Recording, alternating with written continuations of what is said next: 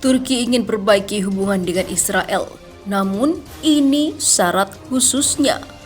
Israel perlu tahu, Turki ingin membina hubungan yang lebih baik dengan Israel, meskipun kebijakan negara itu terkait Palestina tetap tidak dapat diterima, kata Presiden Turki Recep Tayyip Erdogan.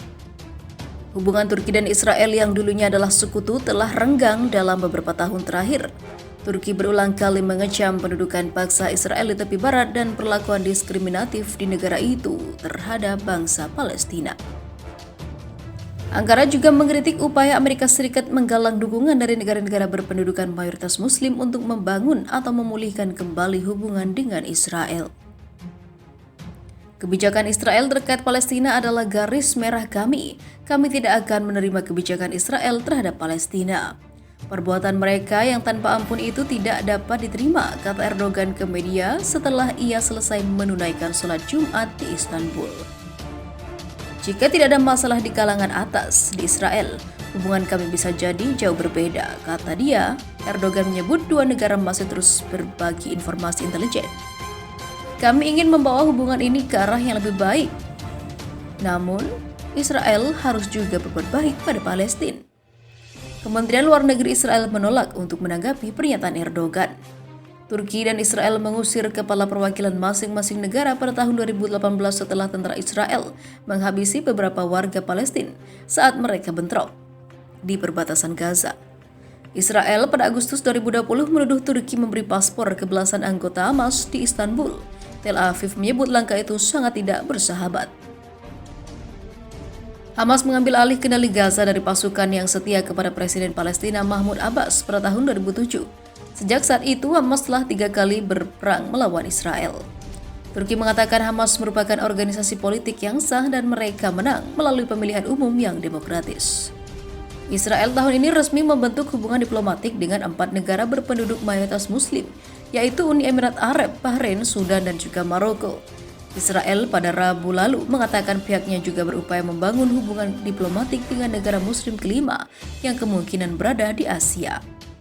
Ankara mengkritik perjanjian normalisasi hubungan antara Israel dan negara-negara Muslim yang didukung Amerika Serikat. Erdogan sebelumnya mengancam akan menghentikan sementara hubungan diplomatik Turki dengan Uni Emirat Arab serta menarik pulang kepala perwakilannya. Turki juga mengacam keputusan Bahrain membangun hubungan diplomatik resmi dengan Israel karena langkah itu dianggap sebagai pukulan keras bagi upaya membela isu-isu Palestina.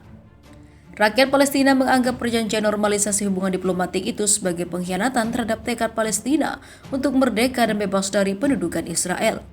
Israel meresmikan hubungan diplomatik penuh dengan Mesir pada tahun 1979 sementara dengan Yordania pada 1994. Di sisi lain diberitakan sebelumnya, media Turki bersumpah hancurkan Israel, membebaskan Al-Aqsa dan sebarkan anti-Zionis. Dalam beberapa minggu terakhir, Turki berusaha menggunakan koneksi media luar negeri untuk mendorong narasi tentang bagaimana rekonsiliasi dengan Israel. Bahkan media Turki sendiri mendorong komentar anti-Israel. Dikutip pikiranrakyat.com dari Yerusalem Post pada Kamis 17 Desember 2020, media Turki bersumpah untuk menghancurkan Israel, membebaskan Al-Aqsa dan menyebarkan komentar anti-Zionis. Menurut media Turki, T24, seorang komentator mengatakan Turki bisa memasuki Tel Aviv dalam waktu 48 jam. Dia mengklaim kami tidak seperti orang Arab, mengacu pada sebuah referensi yang jelas tentang ketidakmampuan tentara Arab mengalahkan Israel pada tahun 1948 hingga 1967.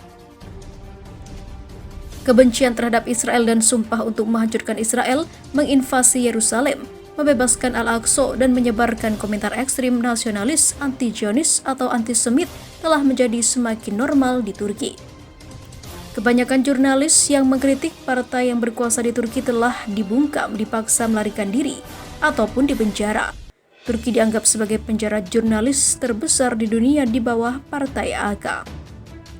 Pada Maret 2018, sebuah harian Turki juga menyarankan agar Turki membentuk pasukan Islam untuk menghancurkan Israel.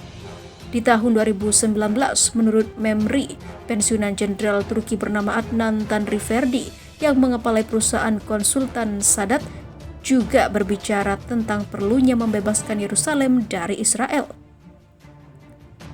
Dunia Islam harus menyiapkan tentara untuk Palestina dari luar Palestina.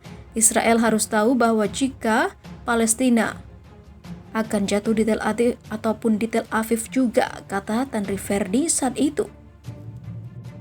Sementara itu Israel dipandang sebagai musuh utama Turki. Di luar negeri, Turki bekerja dengan beberapa pelobi di Amerika Serikat untuk mencoba membuat media menampilkan negara dalam citra yang lebih disukai dan bahkan mencoba mempengaruhi beberapa media Israel dengan cerita palsu tentang rekonsiliasi. Namun utusan baru Turki untuk Israel mengatakan bahwa Zionisme adalah rasisme dan menuduh Israel menggusur jutaan orang dan melakukan banyak pembantaian. Selain itu, Presiden Turki Recep Tayyip Erdogan juga telah bersumpah untuk membebaskan Al-Aqsa dan menyatakan Yerusalem adalah milik kami, ungkapnya. Sementara itu, Turki ingin putus hubungan dengan Uni Emirat Arab, buntu damai dengan Israel. Presiden Turki Recep Tayyip Erdogan mengaku berencana menghentikan hubungan diplomatik dengan Uni Emirat Arab usai negara itu sepakat berdamai dengan Israel. Saya memberi perintah kepada Menteri Luar Negeri. Saya mengatakan kami dapat menangguhkan hubungan diplomatik dengan pemerintah Abu Dhabi untuk menarik duta besar kami, kata Erdogan kepada wartawan. Seperti dikutip dari AFP. Dalam kesepakatan yang diumumkan pada Kamis 13 Agustus lalu, Israel berjanji menghentikan lebih jauh upaya aneksasi wilayah Palestina. Komitmen tersebut tertuang dalam perjanjian damai antara kedua negara yang ditengahi oleh Amerika Serikat. Sebelum Turki, Palestina lebih dulu mengumumkan penarikan duta besarnya di Uni Emirat Arab sebagai bentuk protes atas kesepakatan damai antara Uni Emirat Arab dengan Israel.